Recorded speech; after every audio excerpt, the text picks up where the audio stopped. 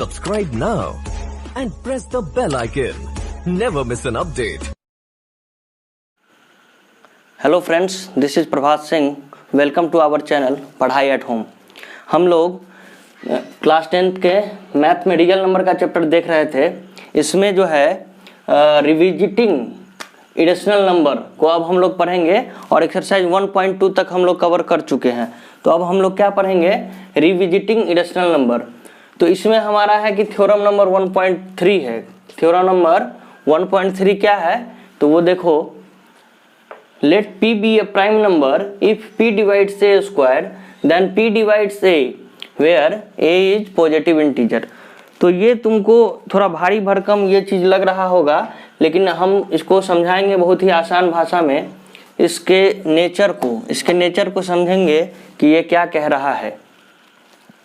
तो देखो यहाँ क्या लिखा हुआ है कि p be a prime number.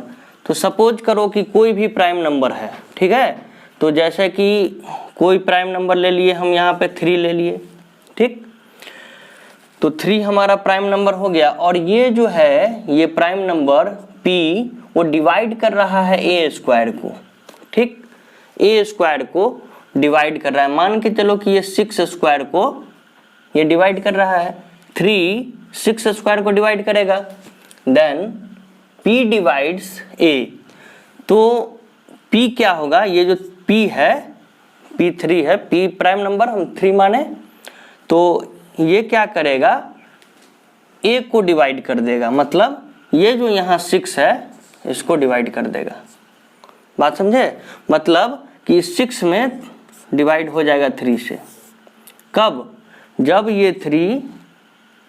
ये प्राइम नंबर 6 स्क्वायर को डिवाइड कर देगा, ये प्राइम नंबर 6 स्क्वायर को डिवाइड कर देगा, तो यही प्राइम नंबर 6 को भी डिवाइड कर देगा। बात समझ में आई? तो देखो 6 का स्क्वायर क्या होता है? 36। तो 3 से 36 में डिवाइड लग रहा है, हो जाएगा। तो अब यहाँ क्या है? 3 से 6 में भी डिवाइड लग जाएगा। यही कह रहा है कि p कोई प्राइम नंबर है जो कि a स्क्वायर को डिवाइड कर रहा है, तो यही p से फिर वो a डिवाइड हो जाएगा। मतलब ये 6 जो है वो डिवाइड हो जाएगा। समझ में आया बात? फिर से अलग एग्जाम्पल भी हम लोग ले सकते हैं। जैसे कि मान के चलो कि 2 कोई प्राइम नंबर है, ठीक। 2 प्राइम नंबर है और ये सपोज करो कि इसको डिवाइड कर रहा है, तो 4 स्क्वायर को डिवाइड कर रहा है। और तो इसका मतलब ये है कि ये 2 जो है, 2 से हम अगर डिवाइड करें 4 में, 2 से अगर हम 4 में डिवाइड करें तो पूरा का पूरा डिवाइड हो जाएगा। यही बात कह रहा है। यहाँ देखो 4 का स्क्वायर कितना है? 16। तो 16 में 2 से पूरा का पूरा डिवाइड हो जाएगा। तो इसका मतलब है कि ये 4 में भी 2 से डिवाइड होगा।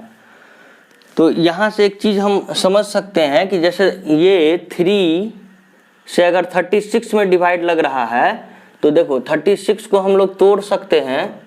तो देखो 2 18, 2 9 जा, फिर 3 3 जा, ठीक है, 3 1 जा। मतलब क्या हुआ? 36 को हम लोग क्या लिख सकते हैं? 2 गुना 2 गुना 3 गुना 3, मतलब 2 इंटू 2 इंटू 3 इंटू 3। तो ये 36 के इक्वल हो गया। तो सोचो कि ये अब इस 36 में क्या है? ये 6 है, ठीक। अब 6 को भी तोड़ोगे तो 2 इंटू 3 होगा। मतलब क्या? क्वेश्चन फिर से समझो इस चीज को। ये क्या है? प्राइम नंबर 3 था जो कि इस 6 स्क्वायर को डिवाइड कर रहा था, 6 स्क्वायर को डिवाइड कर रहा था। तो वही फिर प्राइम नंबर इस 6 को डिवाइड कर देगा। ये 36 क्या है? 6 स्क्वायर है। तो ये प्राइम नंबर 6 स्क्वायर को डिवाइड कर रहा है, तो ये प्राइम नंबर फिर से a को डिवाइड कर देगा, मतलब ये 6 को डिवाइड कर देगा। क्यों ऐसा हो रहा है? क्योंकि दोनों में 3 आ रहा है। दोनों में मतलब 36 में भी 3 आ रहा है और 6 में भी 3 आ रहा है। समझ गए? आई होप कि तुम लोग इसको समझ गए होगे।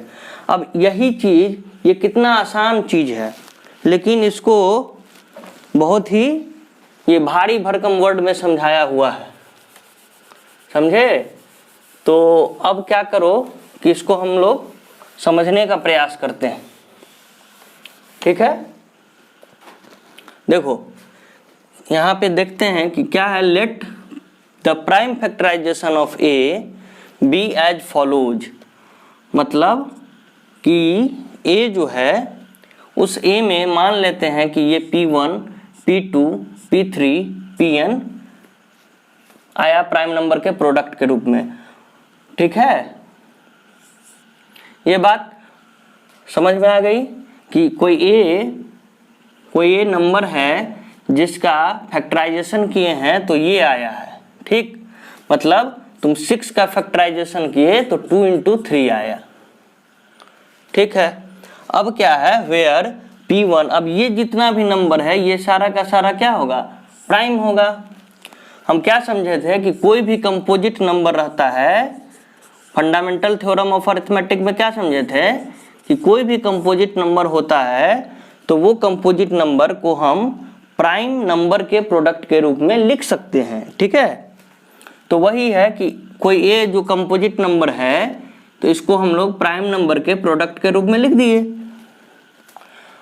मतलब यही प्राइम नंबर हमारा था और इसके प्रोडक्ट के रूप में लिख दिए, मतलब P1, P2, P3 कुछ भी मान लिए, ठीक। अब क्या करो, इसका स्क्वायर कर लो, मतलब इसका स्क्वायर कर लो, 36 हो गया इसका स्क्वायर। अब इसको हम लोग क्या लिख सकते हैं, जैसे इसको 2 into 3 फिर 2 into 3 करेंगे, क्योंकि इसका स्क्वायर अगर हम करेंगे 6 का स्क्वायर तो 6 में 2 into 3 तो फिर दोबारा 6 आया तो उसमें फिर से 2 into 3 आ जाएगा, तो वही 6 का स्क्वायर 36 होता है, तो 2 into 3 फिर से बढ़ गया। समझ में आई बात, मतलब 2 into 2 into 3 into 3, ठीक है। यहाँ तो वही चीज हम यहाँ किए हैं, ए स्क्वायर के बराबर में ये हो गया, ठीक। मतलब कि P1 को P1 से गुना करेंगे तो P1 स्क्वायर होगा, P2 को P2 से गुना करेंगे तो P2 स्क्वायर, इसी प्रकार से सोन Pn तक, Pn का स्क्वायर। तो यहाँ पे जैसे 2 स्क्वायर इंटू 3 स्क्वायर हो गया। चलो अब क्या है, now we are given that P divides A square. हम लोगों को ये गिवन है इस थ्योरम में कि अगर ए स्क्वायर जो है वो P से डिवाइड हो जाता है, क्या दिया हुआ है कि ये ए स्क्वायर क्या हो रहा है, P से डिवाइड हो रहा है, मतलब किससे डिवाइड हो रहा है, 3 से डिवाइड हो रहा है। ये ए स्क्वायर किससे डिवाइड हो रहा है, तो 3 से डिवाइड हो रहा है। उसी प्रकार यहाँ देखना है, यहाँ जो ए स्क्वायर है वो आपको P से डिवाइड हो रहा है, ये गिवन था। तो अब हम लोग क्या यहाँ देखते हैं, इसलिए therefore from the fundamental theorem of arithmetic, fundamental theorem of arithmetic से हम लोग अब कह सकते हैं, क्या कह सकते हैं कि it follows that P is one of the prime factors of A square. मतलब कि जो ए स्क्वायर था, जैसे कि हमारा 6 स्क्वायर है यहाँ पे, उसमें कहीं ना कहीं ये P जो है वो शामिल है। जैसे कि 6 का स्क्वायर 36 था, तो इसमें कहीं ना कहीं क्या शामिल है, तो ये 3 शामिल है। वो बात समझ में आ गया। फिर देखो, however using the uniqueness part of the fundamental theorem of arithmetic, मतलब यूनिकनेस होता है, यूनिक होता है, मतलब वो एक ही होता है। फंडामेंटल थ्योरम ऑफ अरिथमेटिक को हम समझाए थे कि उसमें जैसे कि 36 का अगर हम प्राइम फैक्टराइजेशन करेंगे तो 2 into 2 into 3 into 3, मतलब यही आएगा, 2 बार आएगा और 3 भी 2 बार आएगा। बात समझ गए। उसके बाद हम लोग यहाँ पे देखते हैं, we realise that only prime factors of A square are, तो ए स्क्वायर का प्राइम फैक्टर क्या हुआ, ये हुआ, ठीक है। इसका मतलब ये है कि ए स्क्वायर में जो ये प्राइम फैक्टराइजेशन हुआ, इसमें कहीं ना कहीं P शामिल है। जैसे ये हम किए हैं 6 स्क्वायर का जो प्राइम फैक्टराइजेशन 36 का किए हैं, उसमें 3 शामिल है कहीं ना कहीं, मतलब P शामिल है। सो P इज वन ऑफ, मतलब इसमें से कहीं ना कहीं P है।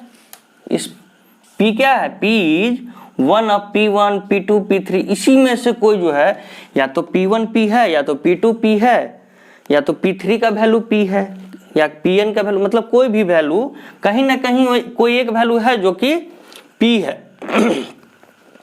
क्यों, यहाँ देखो 6 स्क्वायर को हम डिवाइड कर रहे हैं 3 से, इसका मतलब क्या है कि 6 स्क्वायर का वैल्यू 36 आया और 36 के वैल्यू इसमें इसका अगर हम प्राइम फैक्टराइजेशन किए तो इसमें कहीं ना कहीं 3 तो है, वही चीज हम समझने का प्रयास किए हैं।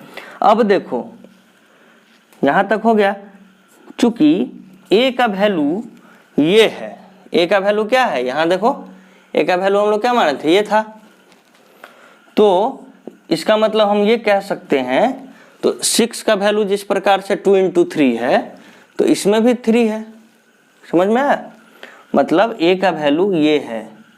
इसका मतलब अब क्या हम लोग कह सकते हैं कि p जो है वो डिवाइड कर देगा किसको, तो a को, p डिवाइड कर देगा a को, ठीक है।